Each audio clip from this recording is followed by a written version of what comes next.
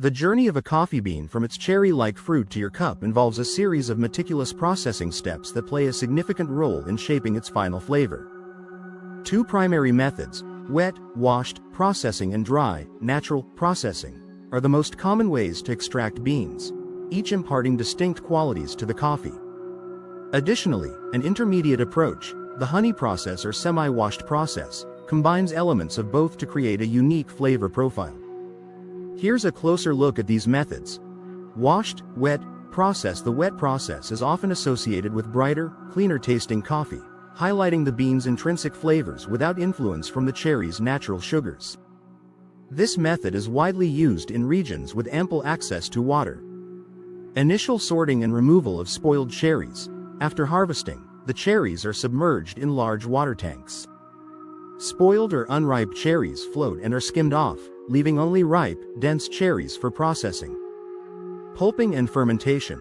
The selected cherries undergo mechanical pulping, where their outer skin is removed, exposing the beans covered in sticky mucilage, a jelly-like substance. To dissolve the mucilage, the beans are then fermented in tanks for 12 to 36 hours, depending on the temperature and altitude. This controlled fermentation enhances clarity in flavor without overwhelming sweetness. Washing and drying.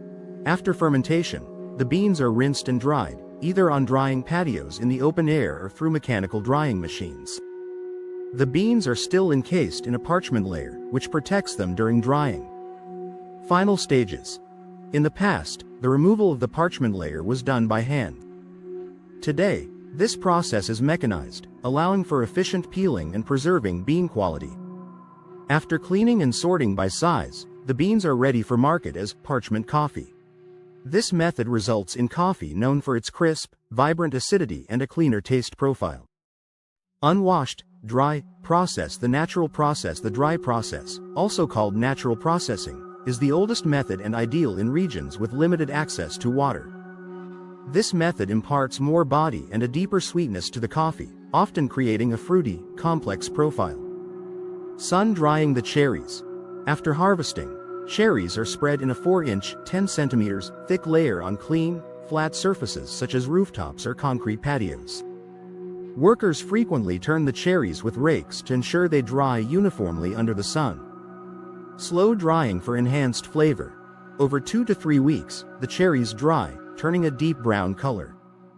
The moisture level gradually reduces to below 12%, and the beans inside loosen within the dried fruit. This extended drying process allows the beans to absorb natural sugars and flavor compounds from the fruit, resulting in coffee with a heavier body and lower acidity. Removal of outer layers. Once fully dried, the skin, pulp, and parchment are removed to reveal the beans. The dry process creates a coffee with a rich, fruity flavor, favored in areas like Ethiopia and Brazil where fruity, bold coffee profiles are celebrated. Honey process or semi-washed process. The honey process, also known as semi-washed processing, is a hybrid approach that combines aspects of both the wet and dry processes. This method retains part of the cherry's mucilage on the bean, imparting a complex, balanced flavor profile. Partial mucilage removal. After pulping, some mucilage is left on the beans, which are then laid out to dry with this sticky layer intact. The level of remaining mucilage varies and influences the final flavor. Light honey, red honey, and black honey refer to varying levels of mucilage left on the bean, with black honey typically retaining the most. Careful drying to preserve quality. The honey process is highly delicate. The beans require constant turning to prevent fermentation or decay in the mucilage, which could damage the beans. This method is popular in countries like Panama, Costa Rica, and Indonesia, where conditions allow for such a meticulous process. Flavor profile. Honey-processed coffees offer a middle ground, balancing body and sweetness from the dry process with the clarity and acidity associated with the wet process.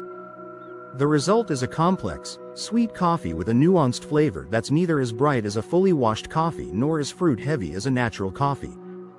Through these carefully managed processing techniques, coffee growers around the world bring out a range of flavors and textures, crafting beans that cater to diverse tastes and preferences. Whether bright and acidic, rich and fruity, or delicately balanced, each processing method offers a unique journey from the cherry to the cup.